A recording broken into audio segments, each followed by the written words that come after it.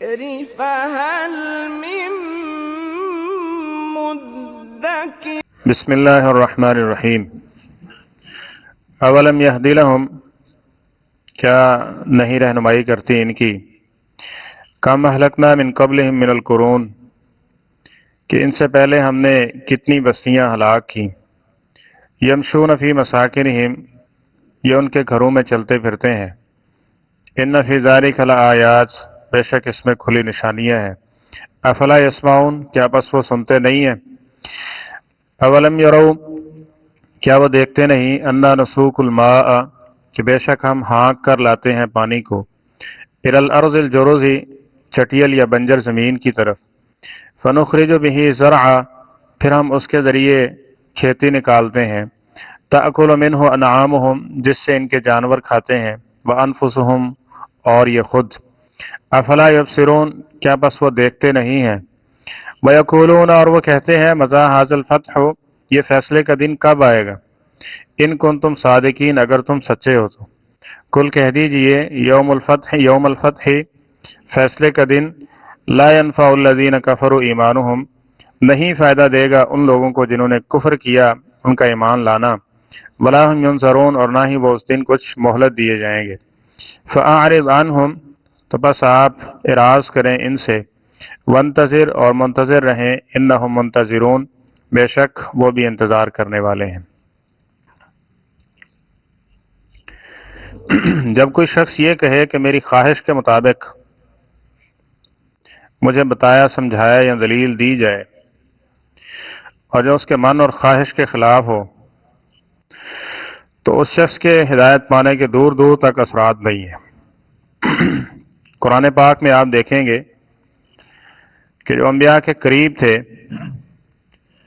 انہوں نے اسی وجہ سے انکار کیا، اور یہ کئی جگہ پہ اللہ تعالیٰ نے ذکر کیا کہ اولم یرو، اولم یہدی لہم، اولم یسیرو، دیکھتے نہیں، سمجھتے نہیں، ان کی رہنمائی کیوں نہیں یہ چیزیں کرتی، یعنی وہ ان ساری چیزوں کو دیکھ بھی رہے ہوتے ہیں، سن بھی رہے ہوتے ہیں، یہاں ان کا آنا جانا بھی ہوتا ہے، لیکن اس کے باوجود کہتے ہیں یہ دلیل جو ہے نا ذہن کو مطمئن نہیں کرتی۔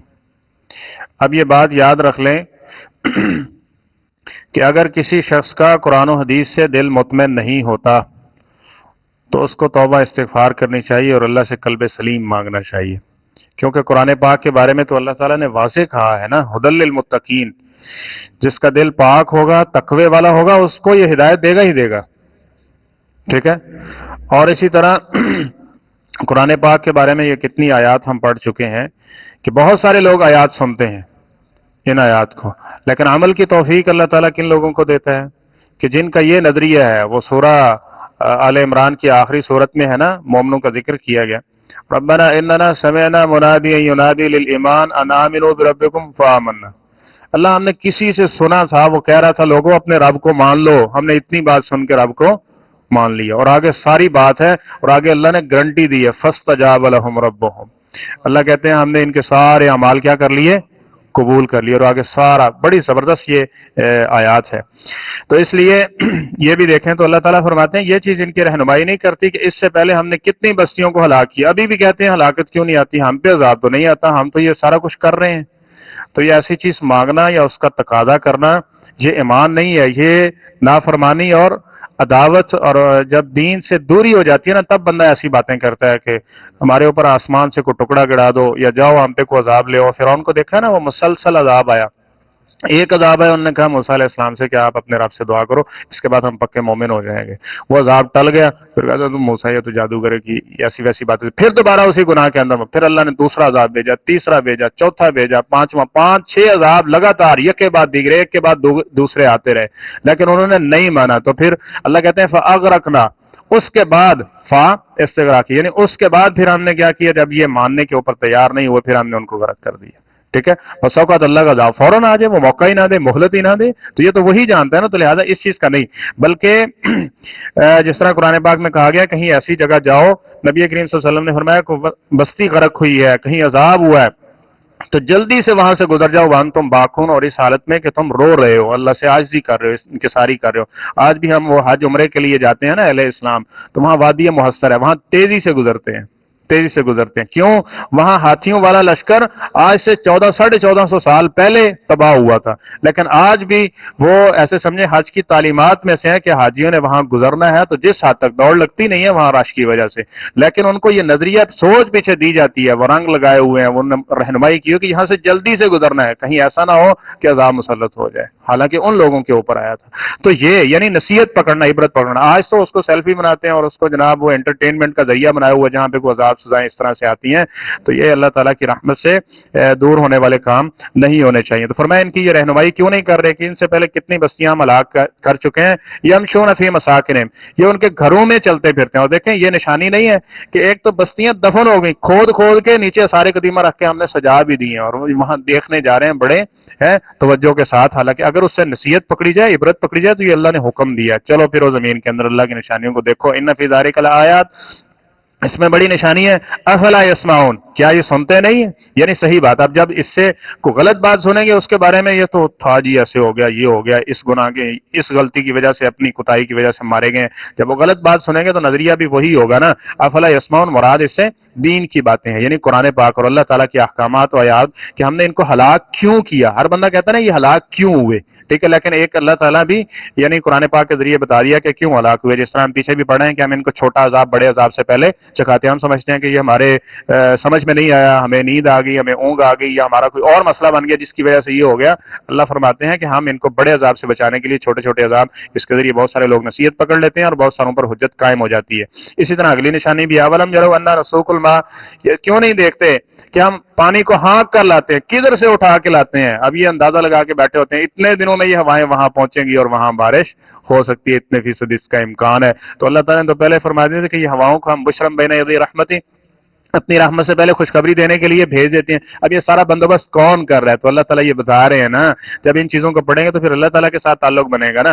और जब इन चीजों को नहीं पढ़ने वाला होगा तो जी इस वजह से बारिश होगी जी, फलाने दिन बारिश होनी है, उतने तमाम कर लियो जी, है। फिर ये होगा, जब इन चीजों को पढ़ेंगे तो फिर ये होगा सारे असबाब और वसाइल मुहैया करने वाला, बनाने वाला कौन है? वो अल्लाह की जात है। तो फरमाया कि नसूकुल मा इलल अर्दिल जुर्ज, हम चटियल मैदान की तरफ उसको ले जाते हैं, बंजर जमीनें हो जाती हैं, खेती बाड़ियां और बीमारियां फैल रही होती हैं वहां पे, लेकिन वहां हम ले जाते हैं उसको, फनुखरिज बिही ज़रा, फिर वहां हम उससे ऐसी खेती और ऐसे दाने और ऐसा गल्ला और अनाज पैदा करते हैं, ताकुलु मिन्हु अनआमुहुम व अनफुसुहुम, कि जो इंसानों के लिए भी और इंसानों के जो जानवर हैं यानी जानवर, उनके लिए भी क्या होता है? वो जरिया मुआश होता है। अफला युबसिरून, अल्लाह ताला फरमाते हैं क्या ये देखते नहीं है? यानी ये रोजाना की बुनियाद पे ऐसे समझे कि ऐसी चीजें हमारे सामने मौजूद है।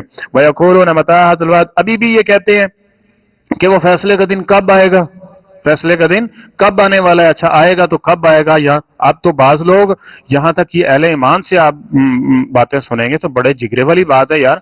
वो कहते हैं कि जनाब जब क़यामत आएगी तो देखी जाएगी, ए जान मिठा अगलक है डिठा, हम निबड़ लेंगे वहां। वही बात को जो मुशरिकीन मक्का ने कही थी जब ये आयत नाज़िल हुई, अलैहा 19 फरिश्ते हैं जहन्नम के दरोगे बड़े बड़े, जो जहन्नम को अल्लाह के हुक्म से है उसको कंट्रोल किए हुए। तो निकल है 19, 10 तो मेरे हैं, बाकी ऐसी कमीले के शामिल किए तो हम निमट लेंगे उन 19 के साथ।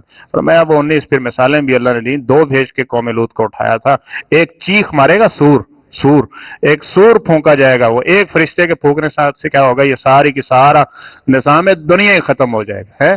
दोबारा दूसरा सूर फूंका जाएगा, ये सारे के सारे अपने कब्रों से उठ के अल्लाह के सामने है दौड़ते हुए पेश हो जाएंगे। तो ये तो एक फरिश्ते की सिर्फ चीख है, और यहाँ कह रहे हैं जी 19 है तो हम निमट लेंगे इनके साथ। ये तो ऐसी वैसी बातें हैं कि जब दीन नहीं सुना हुआ और इस तरह की चीजें सुनने को बसौगात मिलती है ना। आज लोग कहते हैं मौलवियां को गल ही 10 फुट तां नहीं होंदी है, 10 फुट ठान नहीं होंदी है। उन्होंने ये बातें सुनी ही नहीं है, कुरान और हदीस खोला ही नहीं, इधर उधर की बातें सुनी हुई है। जब ये बातें सामने आती हैं कहते हैं कहानियां ने, है।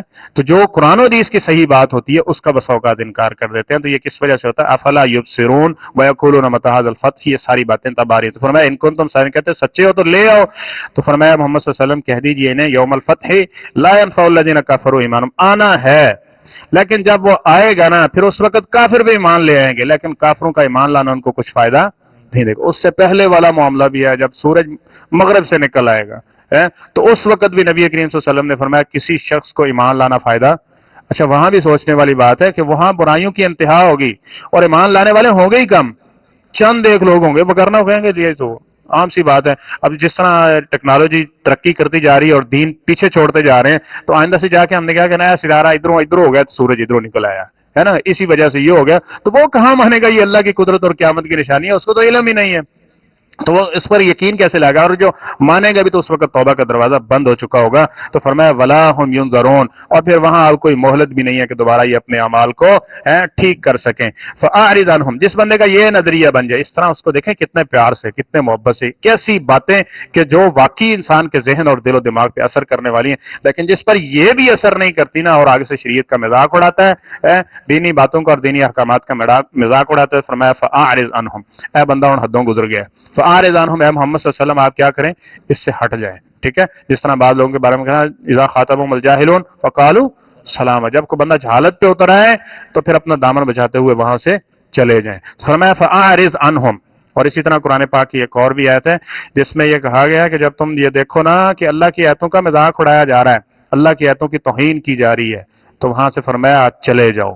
حتی یغوصوا فی حدیث غیری, حتیٰ کہ اس کے علاوہ کسی اور بات میں مشغول ہو جائیں, کہیں ایسا نہ ہو کہ ان کے اس جرم کی وجہ سے ان پر عذاب آ جائے اور صرف سنن گیا سی نا جڑا وہ بھی اس میں ساتھ ہی اگڑا جائے. فرمایا ان کے ساتھ بھی تم نے نہیں بیٹھنا, بلکہ فاعرض عنہم, ایسے لوگوں سے ایمان بچانے کے لیے صاف ظاہر ہے ان کے ساتھ اٹھنا بیٹھنا تعلق سنائیں گے تو ان کے نظریات بھی اپنائیں گے نا. تو فاعرض عنہم وانتظر انہم منتظرون, باقی یہ پتہ کسی کو بھی نہیں ہے کہ قیامت کب آنے والی ہے. فرمایا جس طرح آپ وہ انتظار کرنے والے ہیں نا, ٹھیک ہے, اسی طرح آپ بھی انتظار کرنے والے ہیں. یعنی انتظار کے اندر ہے کہ وہ کب آنے والا ہے, لیکن اس بات میں کوئی شک نہیں ہے کہ اللہ کا جو وعدہ ہے وہ پورا ہونے والا ہے, یعنی قیامت کا دن آئے گا. اور اسی وجہ سے نیکی کی طرف ہم جاتے ہیں اور برائی سے بچنے کی کوشش کرتے ہیں.